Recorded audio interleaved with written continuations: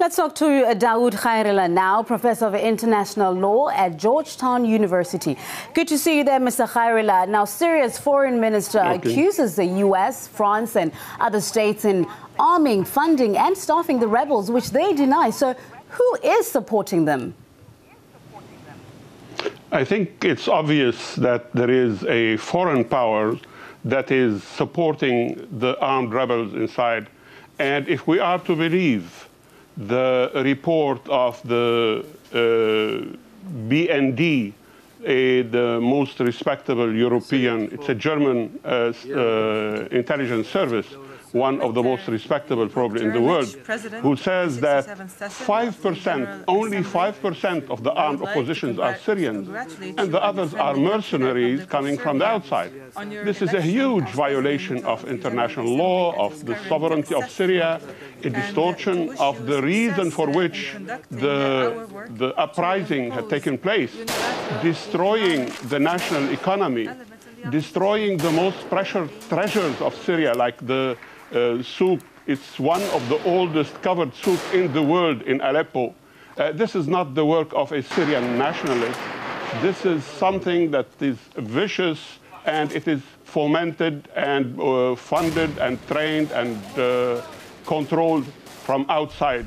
And this is totally illegal and totally against United Nations Charter, international law, and practice among nations. Now, as you know, the West is determined in its backing of the Syrian rebels. But where does the close American ally Israel, where is it? Could it possibly, this possible new regime in Syria be a dangerous development for Israel? I think there might be making a huge mistake again. I mean, they hold it against Mr. Assad opposing the Israeli domination and supporting the resistance. We have to remember that Syria has an occupied, large piece of Syrian land is occupied by Israel. And like any country who has occupied territories would do everything it can to free its territories. And there were negotiations between Syria and Israel. They were very close under Mr. Rabin's rule to come to an agreement, to a settlement.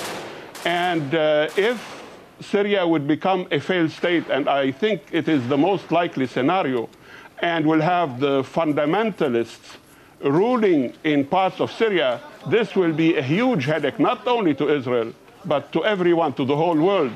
I don't know why this short-sighted behavior on the part of Israel, on the part of the U.S. also primarily.